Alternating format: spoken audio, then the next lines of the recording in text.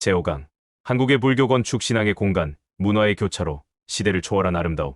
사찰, 단순한 건물을 넘어선 정신과 예술의 공간. 여러분, 우리나라 어디를 가든 한 번쯤은 아름다운 사찰절을 만나본 적이 있을 거예요. 고즈넉한 산속에 자리 잡은 사찰들은 우리에게 평화로움과 함께 왠지 모를 경건함을 느끼게 하죠. 불교 건축은 단순히 종교적인 기능을 하는 시설을 넘어 한 시대의 사상, 예술, 기술, 그리고 사회의 모습까지 고스란히 담아내는 총체적인 문화유산입니다. 불교는 인도에서 시작되어 아시아 전역으로 퍼져나가면서 각 지역의 고유한 문화와 만나 다채롭고 아름다운 건축 양식을 탄생시켰어요. 한반도 역시 삼국시대의 불교를 받아들인 이후 고려와 조선시대를 거치며 우리만의 독창적이고 아름다운 불교 건축 전통을 화려하게 꽃피웠죠. 사찰은 신앙의 중심지였을 뿐만 아니라 학문을 연구하고 예술을 창작하며 사람들이 서로 교류하는 중요한 사회적 공간이기도 했답니다. 기본 5강에서는 먼저 불교 건축이 인도에서 어떻게 시작되었는지, 초기 사찰가람의 모습부터 바위를 깎아 만든 석굴사원의 등장, 그리고 실크로드를 거쳐 중국을 통해 한반도의 불교 건축이 정착하는 그 흥미진진한 과정을 살펴볼 거예요. 이어서 삼국시대와 통일신라, 그리고 발해 시대의 나라를 지키고 백성의 마음을 하나로 모으기 위해 세워졌던 대규모 사찰들이 어떤 모습이었는지, 동시대 세계 여러 지역의 종교 건축과 비교하며 그 특징을 꼼꼼하게 분석해 볼 거고요. 마지막으로는 한국 사찰만이 가진 다채로운 건물 정각 구성과 그 안에 담긴 의미를 탐구하면서 불교적인 생각과 한국적인 아름다움이 어떻게 조화롭게 어우러는지 깊이 있게 들여다보고자 합니다.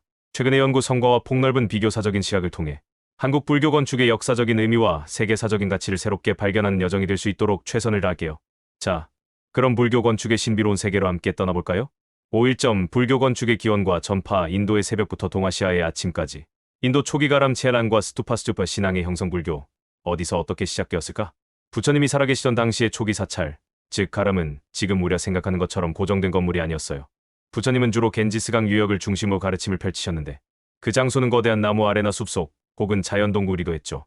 비가 많이 오는 우기유치에는 한 곳에 머무르며 수행하는 안거안주 기간이 필요했는데 이때 부유한 신도들의 집아바사, 아베세나 도시 근교 숲에 마련된 정원아라마, 웬린이 비교적 고정된 초기 사찰의 형태였다고 해요. 주님정사나 기원정사가 바로 이런 아라마의 대표적인 예인데 기록에 따르면 불전 아직 불상이 등장하기 전이라 부처님의 전생 이야기나 일대기를 그린 그림 등을 모셨을 거예요. 강당, 식당, 창고, 욕실, 스님들이 머무는 승방 등이 있었다고 전해진답니다. 이처럼 초기 사찰은 일반 신도들이 예배를 드리는 공간이 아니고다는 출가한 스님들이 수행하는 장소로서의 성격이 더 강했어요. 그렇다면 일반 신도들은 무엇을 믿고 의지했을까요? 바로 이때 등장한 것이 스투파탑이었답니다. 부처님의 사리를 모신 무덤 형태의 스투파는 특히 아소카 왕 BC 3세기 전국에 84,000개나 세우면서 널리 퍼졌고 일반 신도들에게 아주 중요한 신앙의 대상이 되었죠.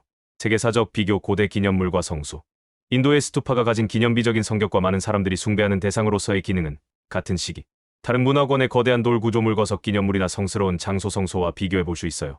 예를 들어 유럽의 스톤헨지 영국, 신석기 청동기는 하늘을 관찰하거나 제사를 지내는 공간으로 추정되고 고대 이집트의 오벨리스크나 마스타바 초기 무덤 형태 역시 종교적인 상징성과 기념비적인 성격을 가지고 있죠.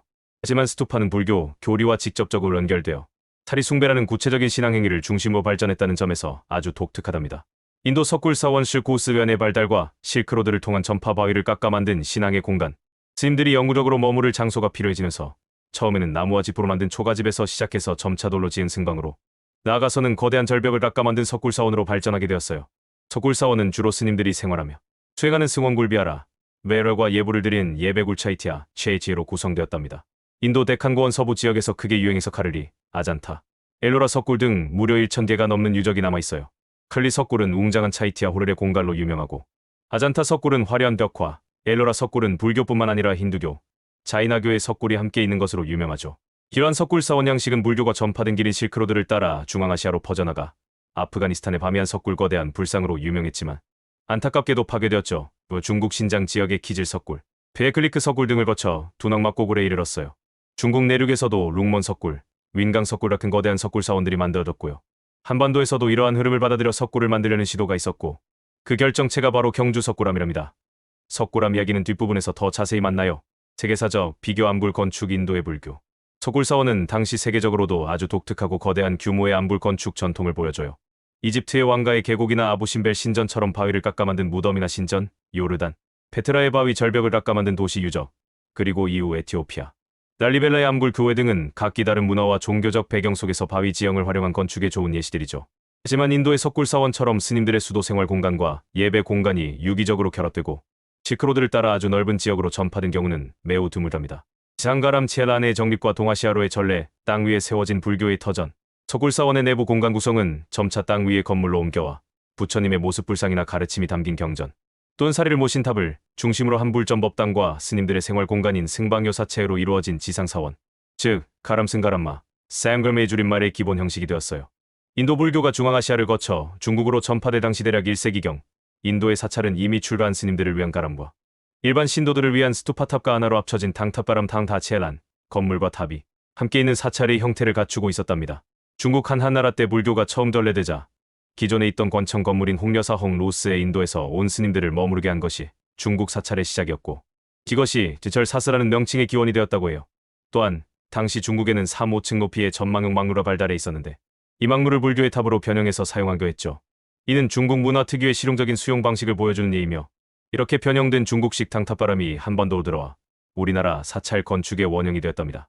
한편 기원전 1, 2세기경 북인도의 간다라와 마투라 지방에서 사람 형상의 불상이 처음 등장하면서 추상적인 형태의 스투파 중심 신앙은 점차 구체적인 불상 신앙으로 바뀌게 되었어요. 그래서 사찰의 중심도 탑에서 불상을 모신 금당당으로 점차 이동하게 되었죠.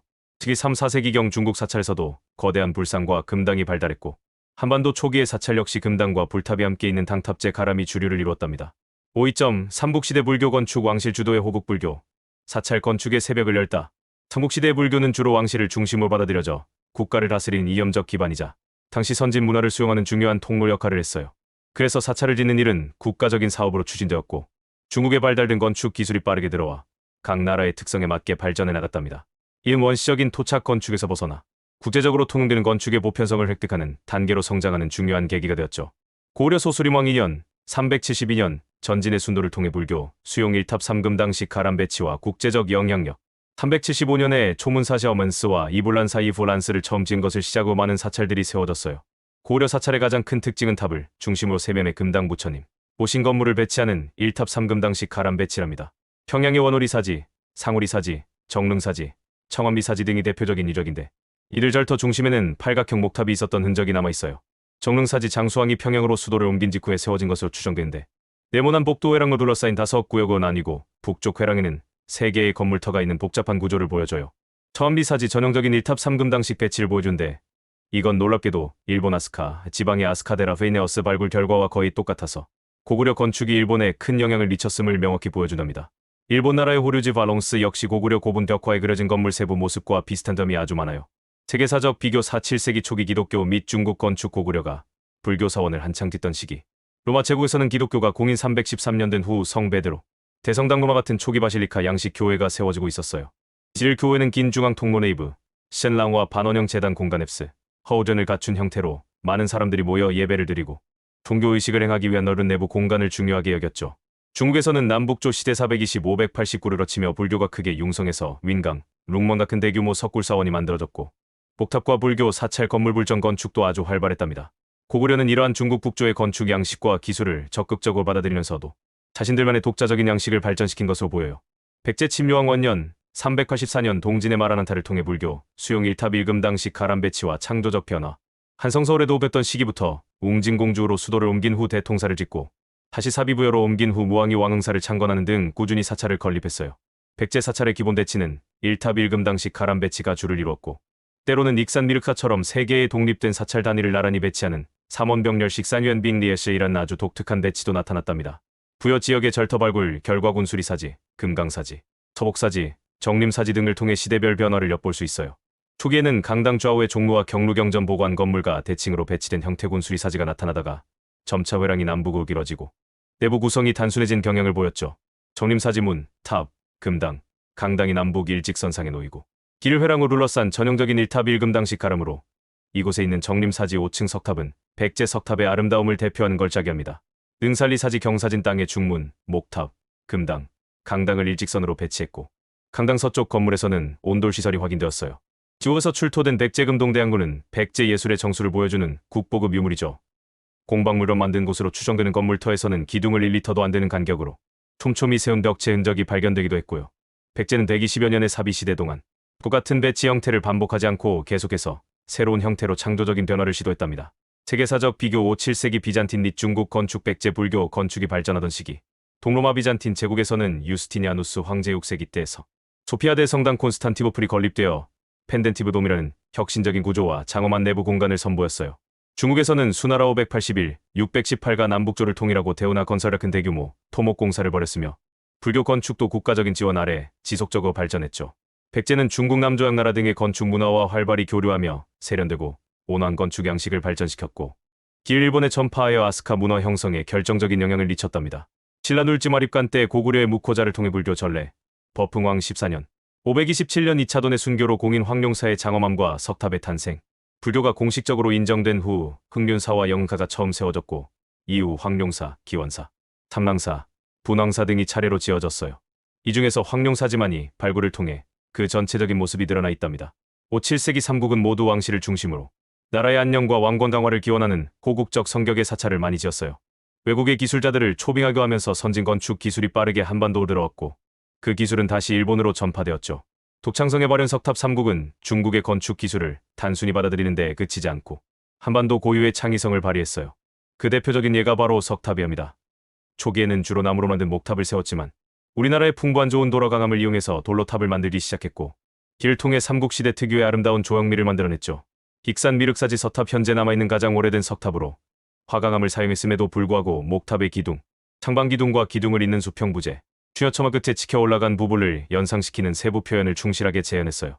부여정림사지 5층 석탑 나무로 만든 듯한 조형미를 도리라는 재료의 특성에 맞게 아주 세련되게 다듬어서 균형 잡힌 아름다움을 보여준 걸작이죠.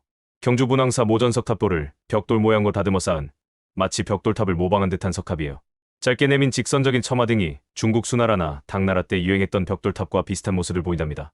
고 3점 통일신라와 발해 불교 건축 거대 가람의 조성과 국제적 양식의 완성, 통일신라는 삼국의 문화를 하나로 합치고 당시 세계적인 문화 강국이었던 당나라에 발달된 문물을 받아들여 찬란한 불교 문화를 꽃피웠어요. 이 시기에는 국가의 통치 이념과 깊이 관련된 대규모 사찰들이 아주 계획적으로 만들어졌으며 건축 기술과 예술성 또한 그야말로 절정에 달했답니다. 경주 황룡사 황엉스 9층 목탑의 신화, 국가적 염원을 담다 신라 진흥왕 14년 553에 원래 궁궐을 지으려다 누런 용왕룡이 나타나서 사찰로 고쳐지었다는 전설과 함께 창건되기 시작해서 선덕여왕 14년 645에 그 유명한 9층 목탑이 완공되면서 거대한 사찰의 모습을 갖추게 되었어요.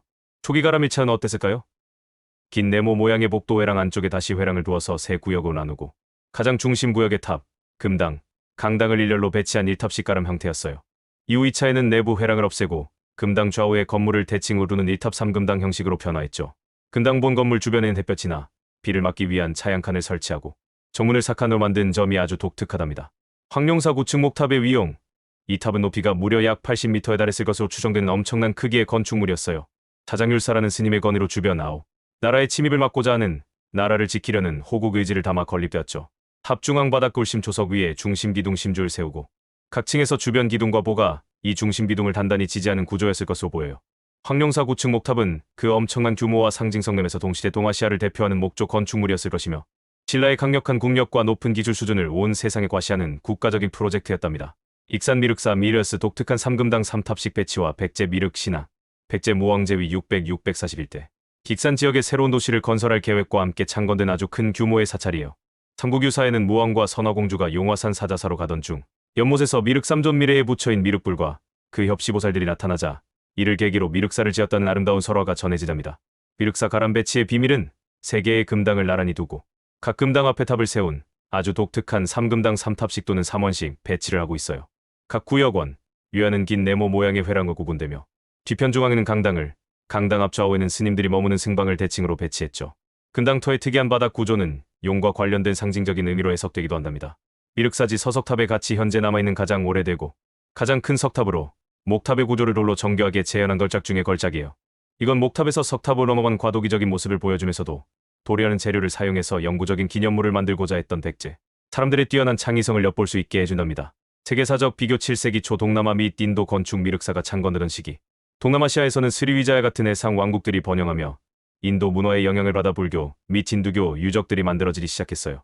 인도에서는 팔라바 왕조 등이 돌로 만든 사원 건축을 발전시키고 있었고요. 미륵사의 독특한 3원식 가람 배치와 거대한 규모는 동시대 동아시아에서도 유래를 찾기 어려운 창의적인 시료였으며 백제의 높은 건축 수준과 당시 성행했던 미륵 신앙을 잘 보여준답니다. 대가람의 계획성과 상징성 왕권과 불법 퍼파의 만남, 황룡사나 미륵사 같은 아주 큰 사찰 대가람들은 전체 크기나 중요한 건물의 위치 등을 기하학적인 원리에 따라 아주 계획적으로 배치했어요. 고대 사찰의 중심은 탑이었고 탑과 금당은 그 자체가 예배의 대상이었죠. 이렇게 인공적인 건축 구성과 정연한 계획성은 모두 왕의 권력을 부처님의 가르침 불법에 의지하여 상징화하고 더욱 강화하려는 수단이었답니다. 건축의 상징적인 의미와 전체적인 계획성은 고대 건축에서 보편적으로 나타나는 특징이기도 해요. 황룡사와 미륵사는 강력한 왕권의 주도 아래 어마어마한 규모로 만들어진 것으로 한국 고대 건축의 모든 특성을 가장 극명하게 보여주는 사례로 평가받고 있답니다. 통일신라의 보석, 석굴암과 불국사 세 개가 인정한 아름다움. 석굴암 경주 토암산에 인공적으로 만든 석굴사원으로 앞쪽 방전실과 안쪽에 둥근 방주실로 구성되어 있고 주실 중앙에는 장엄하고 아름다운 본존불 부처님이 모셔져 있어요. 돔 형태의 천장과 벽면에 새겨진 정교한 조각들은 완벽한 비례와 종교적인 숭고함을 보여주는 세계적인 걸작으로 꼽힌답니다. 인도나 중국처럼 자연 안반을 깎아 만든 석굴과는 달리 화강암을 인공적으로 조립해서 석굴을 만들었다는 점에서 아주 독창적인 기술을 자랑하죠. 불국사 석굴암과 함께 김대성이라는 인물에 의해 창건된 사찰로 대웅전 영역석가모니, 부처님 본관과 극락전, 영역아미타 부처님 본관이 각각 별도의 회랑으로 둘러싸인 복합적인 가람 형태를 보여줘요. 청운교, 백운교, 연화교, 칠보교 같은 아름다운 도례단과 조화롭게 배치된 석가탑다보탑은 통일신라 건축의 정수를 보여준 대표적인 예랍니다. 세계사적 비교 8세기 중엽 이슬람, 당, 나라 시대 건축 석굴암과 불국사가 창건되던 시기, 이슬람 세계에서는 아바스 왕조가 새로운 수도 바그다드를 건설하며 이슬람 문명의 황금기를 열고 있었어요. 중국 당나라는 안사의 난 755년으로 점차 쇠퇴기에 접어들고 있었지만 여전히 동아시아 문화의 중심지 역할을 하고 있었죠. 일본 나라 시대에는 도다이지 동다스의 거대한 대불이 만들어지는 등 국가적인 불교 건축이 아주 활발했답니다. 석굴암의 완벽한 기하학적 구성과 사실적인 조각의 아름다움은 동시대 세계 어느 종교 건축과 비교해도 그 예술성과 기술적 성취가 매우 뛰어나다고 평가받고 있어요. 5.4점 한국 사찰의 정각기행과 구성 파헤치기 다양한 신앙이 공존하는 통불교의 세계. 인도에서 처음 발생한 초기 불교는 석가모니 부처님만을 유일한 부처로 여겼고 지금의 동남아시아 지역에 주로 퍼진 남방 소승불교 역시 이러한 전통을 따랐어요. 하지만 중국, 한국, 일본 등 북방으로 전파된 대승불교는 중앙아시아를 거치면서 다양한 부처님과 보살님들의 존재를 인정하게 되었죠. 그리고 각 부처님은 자신만의 고유한 불국토법과도 부처님의 세계를 가지고 있다는 일불일국토설이 등장했답니다.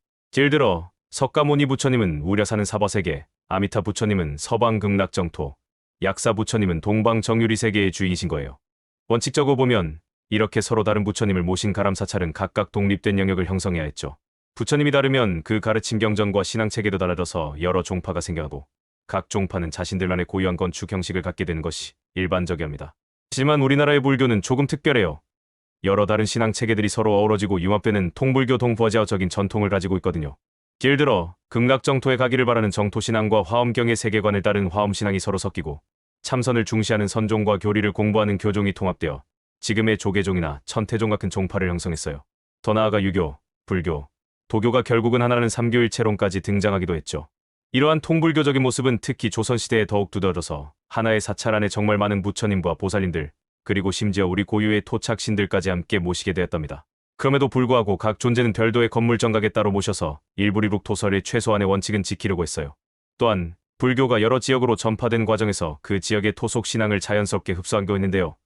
예를 들어 중앙아시아의 명왕신앙이 불교화되어 사찰 안에 신중단, 센동단, 불법을 수호하는 여러 신들을 모신단을 이루고 중국 도교의 칠성신앙이 칠성각으로, 그리고 우리나라 고유의 산신신앙이 산신각으로 사찰 내에 자리 잡게 된 것이죠. 이처럼 다양한 예불용 정각들과 스님들의 수행 및 생활 공간, 그리고 신도들을 위한 시설들이 한데 모여 한국 사찰은 아주 복합적인 건물군을 이루게 되었어요. 그리고 이러한 건물들을 일정한 원리와 질서에 따라 배치해서 신성한 부처님의 세계, 즉 불국토를 이 땅 위에 구현하고자 했답니다. 그럼 한국 사찰에서 흔히 볼 수 있는 주요 정각들은 어떤 것들이 있고 각각 어떤 의미를 담고 있는지 한번 살펴볼까요? 이하 내용은 김봉렬 교수의 저서 불교 건축 2004 솔출판사를 참조하여 정리했어요. 대웅전다숑디엔 대웅보전다숑바어디엔 사찰의 중심, 석가모니 부처님을 만나다. 석가모니 부처님을 주불로 모시는 정각으로 대부분 사찰의 가장 중심이 되는 건물이에요. 대웅다숑이라는 말은 위대한 영웅, 즉 석가모니 부처님을 뜻하는 말이랍니다. 석가모니 부처님 한 분만 모시기도 하지만 보통은 아미타 부처님과 거불이나 미륵 부처님 미래부를 양옆에 함께 모셔서 삼세불산실퍼, 과거, 현재, 미래의 부처님 형태로 봉안하는 경우가 많아요.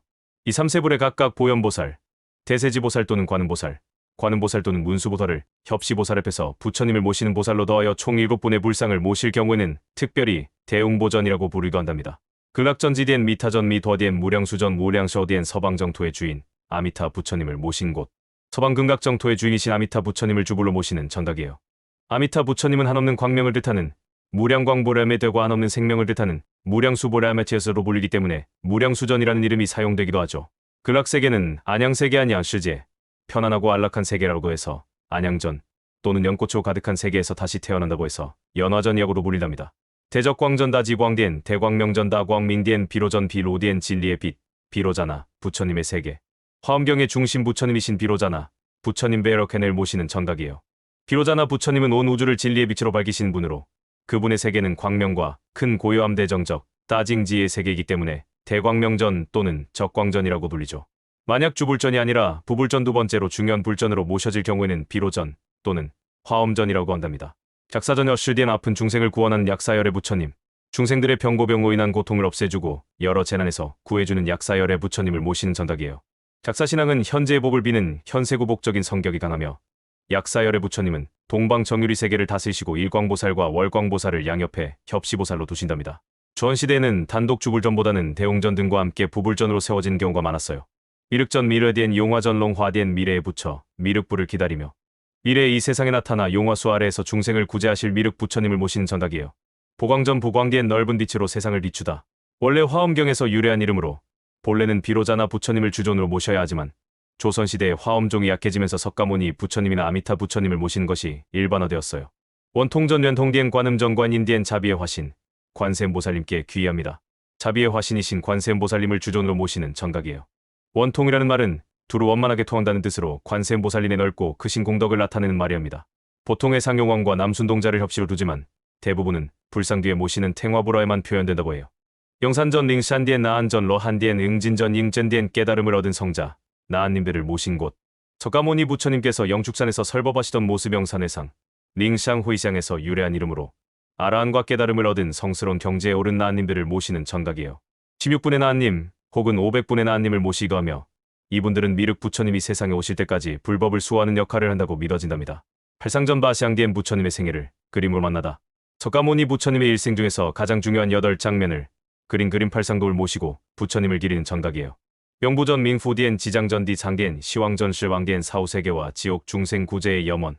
사람이 죽은 후 가게 되는 사후세계인 명부의 심판관인 열분의 왕시왕, 실왕과 지옥에서 고통받는 중생들을 구제하시는 지장보살님을 모시는 전각이에요. 조선시대 민간의 복을 비는 신앙과 결합하여 거의 모든 사찰에 세워졌답니다. 지장보살님 좌우에는 무독기왕과 도명존자를 협시로 모시고 시왕단에는 각 대왕과 판관, 사자, 동자 등을 함께 배치해요. 문수전문 슈디엔 지혜의 상징 문수보살님을 찾아서 지혜를 상징하는 문수보살님을 모시는 전각인데 흔하게 볼 수 있는 전각은 아니에요.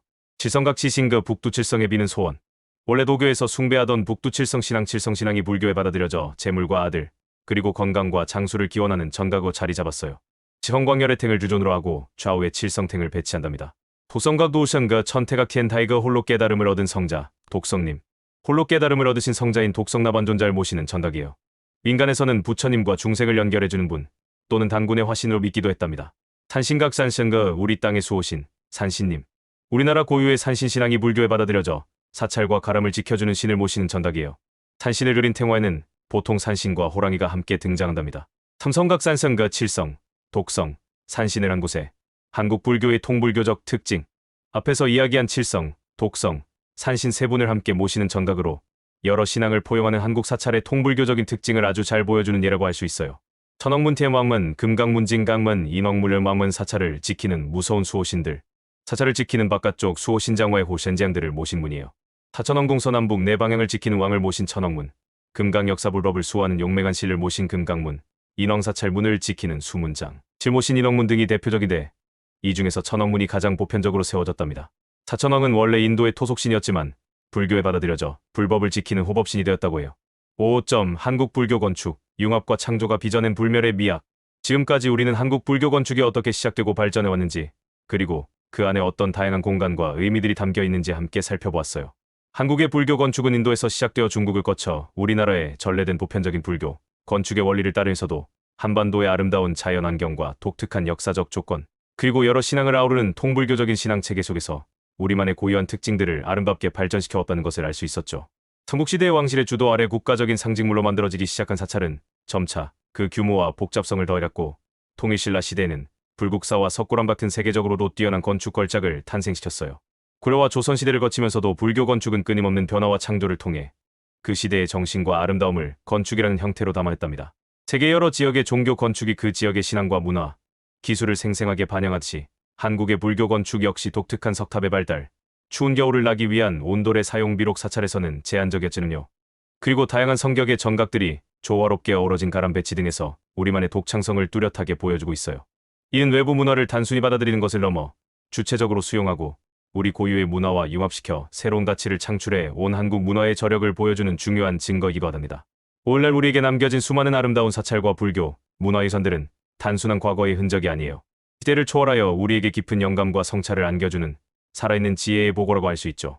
다음 시간에는 나라를 지키고 백성의 삶을 보호했던 견고한 건축물, 바로 성곽의 세계로 함께 떠나보겠습니다. 한국의 성곽은 또 어떤 놀라운 이야기들을 품고 있을까요? 기대해주세요.